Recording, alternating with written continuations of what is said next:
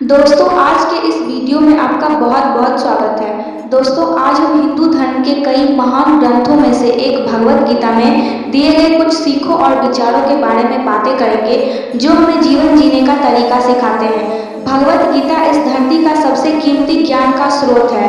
इस ज्ञान की असल में कोई कीमत नहीं है। इस ज्ञान में इतनी ताकत है कि यह आपको बदल कर रख सकते हैं और इसका इतना महत्व सिर्फ ऐसे ही नहीं माना गया है। इसके पीछे एक बहुत बड़ी वजह भी है। भगवत गीता की बात अगर कोई जान ले तो उसे सफलता से कोई नहीं रोक सकता। देश भर में लोगों को तो ये भी मानना है कि जो भी इंसान इस ग्रंथ को पढ़ता है उसे जीवन की सभी सफलताओं का राज पता चल जाता है।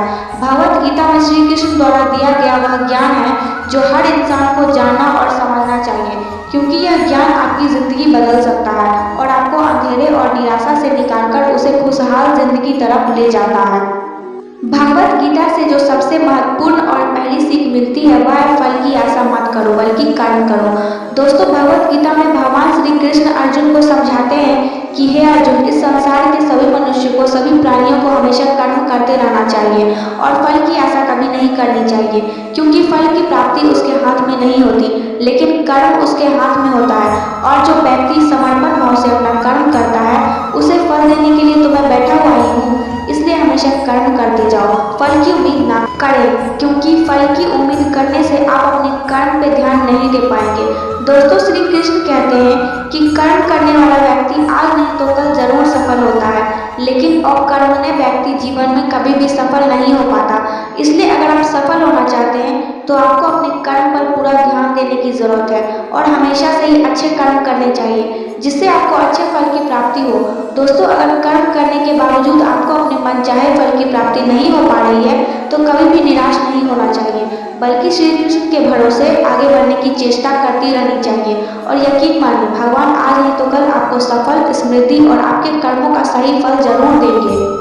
भगवत गीता में श्री कृष्ण द्वारा जो दूसरी सीख हमें सीखने को मिलती है वह यह है कि हमें हमेशा अपने धर्म के अनुसार काम करना चाहिए।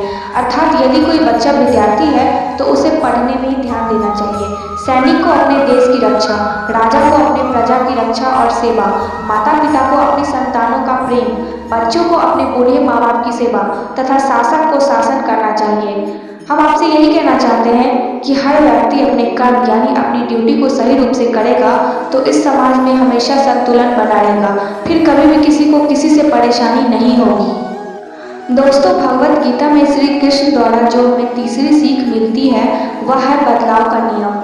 दोस्तों श्री कृष्ण कहते हैं कि बदलाव ही जीवन का नाम है। श्री कृष्ण कहते हैं कि किसी भी इंसान को कभी भी बदलाव से नहीं डरना चाहिए, क्योंकि बदलाव हमेशा एक परिवर्तन लेकर आती है और यह परिवर्तन हमेशा अच्छे के लिए ही होता है। दोस्तों अगर जीवन में बदलाव ना हो तो हम वहीं रह जाएंगे जहां हम आज हैं और हम कभी भी आगे बढ़ नहीं पाएंगे। दोस्तों कभी कभी बदलाव या परिवर्तन हमें कष्ट भी देता है, पर यह कष्ट हमेशा के लिए नहीं रहते और आगे चलकर हमेशा सुख देते हैं। दोस्तों आपने नदी के पानी को कभी सड़ते हुए नहीं देखा होगा, क्योंकि नदी हमेशा परिवर्तित या बहती हुई रहती है, कभी रुकती नहीं है। लेकिन एक तालाब का पानी जब परिवर्तित नहीं होता है, जिसमें बदलाव नहीं आता है, वह धीरे धीरे सड़ जाता है। ठीक उसी तरह हमारे जीवन का मायना तभी तक है जब तक हमारे जीवन में परिवर्तन या बदलाव है। जिस दिन हमारे जीवन का बदलाव रुक जाएगा हम उस दिन नष्ट हो जाएंगे। दोस्तों श्री कृष्ण द्वारा जो भगवत गीता से हमें चौथी सीख मिलती है वह है अहंकार से दूर रहना। दोस्तों श्री कृष्ण गीता में कहते हैं कि हर मनुष्य को हमेशा अहंकार और खुद से दूर रहना चाहिए, क्योंकि अहंकार और क्रोध किसी भी मनुष्य के दिमाग को उसी तरह खा लेता है जिस प्रकार लकड़ी में लगा हुआ दीमक। दोस्तों अहंकार और क्रोध से वशीभूत व्यक्ति समाज में जहाँ भी जाता है वहाँ उसे दूसरों से परेशानी होती है, क्योंकि वह हर व्यक्ति में अपने प्रतिद्वंदी की भावना को देखता है, जिससे उसकी बुद्धि और विवेक की भावना खत्म होती चली जाती है।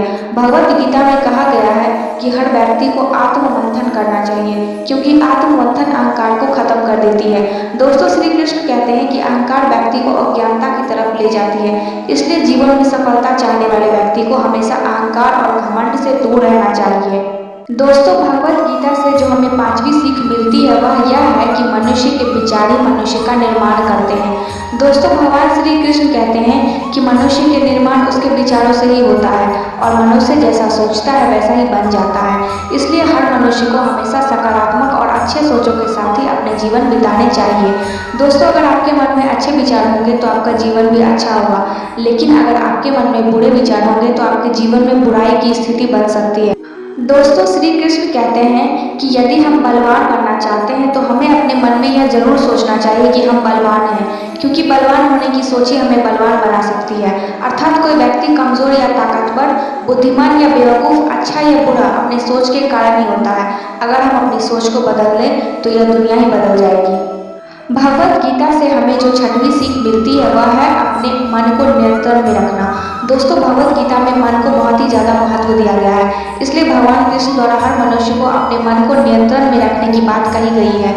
दोस्तों, मन ही हमारे सारे दुख और सुखों का कारक होता है, इसलिए हम अपने मन को नियंत्रण में कर अपने सुख और दुख पर विजय प्राप्त कर सकते हैं। दोस्तों, भगवान श्री कृष्ण कहते हैं कि अगर कोई व्यक्ति अपने मन को नियंत्रण में कर लेता है तो वह उन सभी बुराइयों पर नियंत्रण पा लेता है जो उसे जीवन में आगे बढ़ने से रोकती है या दुख देती है।